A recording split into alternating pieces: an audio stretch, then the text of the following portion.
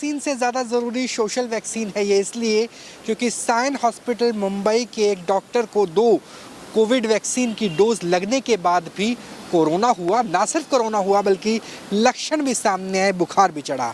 हमारे साथ बात करने के लिए शेखर मांडे जी हैं, CSIR के DG हैं। सर, 2 डोज दी गई, 2 डोज का मतलब है डबल प्रूफ करना, क्योंकि 1 डोज के बाद भी एंटीबॉडी बन सकती है, लेकिन 2 डोज के बाद पूरी तरीके से पुख्ता हो जाती है। उसके बाद भी जो साइन का मामला आया है एक डॉक्टर का, किस तरीके से आप देख रहे हैं? आपके पास भी जानकारी होगी। ऐसे इसको देखना पड़ेगा कि ये तो सिर्फ न्यूज़ रिपोर्ट में आया है। अभी तक उसका एग्जैक्ट फैक्ट क्या है हम लोगों को पता नहीं है। अगर हमारे सामने अगर कोई फैक्ट प्रस्तुत करता है तो हम लोग उसे ज़रूर कभी गहराई से देखेंगे। लेकिन जब वैक्सीन को अनुमति जब मिली थी पूरे दुनिया में, सिर्फ भारत में ही नहीं पूरे दुनिया में, इसलिए 2 डोज कहा गया था कि पहले डोज के बाद थोड़ी इम्यूनिटी आती है, वो भी इम्यूनिटी जो है 8-10 दिन के बाद आना शुरू होता है, और दूसरा डोज जो है 28 दिन के बाद जो देते हैं उसके 10 दिन के बाद और थोड़ी स्ट्रॉन्ग इम्यूनिटी हो जाती है।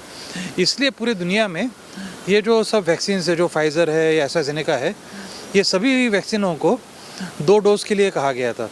जॉनसन एंड जॉनसन की जो नई आई है वो सिंगल डोज वैक्सीन है, उसको अभी अब लोग देख रहे हैं काफ़ी बारकाई से। लेकिन 2 डोज होने के बाद भी 10 दिन के बाद इम्यूनिटी अच्छी होती है। और जैसे कि एफिकेसी में पता चला है कि एफिकेसी में भी मोस्ट ऑफ द पीपल 90% 95% लोगों में इम्यूनिटी अच्छी आ जाती है। तो इसलिए क्यों हुआ है, कैसे हुआ है, वो देखना पड़ेगा एक्चुअली कि सही में हुआ है कि नहीं हुआ है, या सिर्फ प्रेस में छपा है और साइंटिफिकली देखा नहीं गया है, तो फिर ये गलत होगा इसके ऊपर कुछ कहना अभी। सर, एक सवाल ये भी जब भी किसी वैक्सीन का अप्रूवल मिलता है तो बेसिक क्राइटेरिया होता है कि 50% से ज़्यादा सक्सेस रेट होना चाहिए।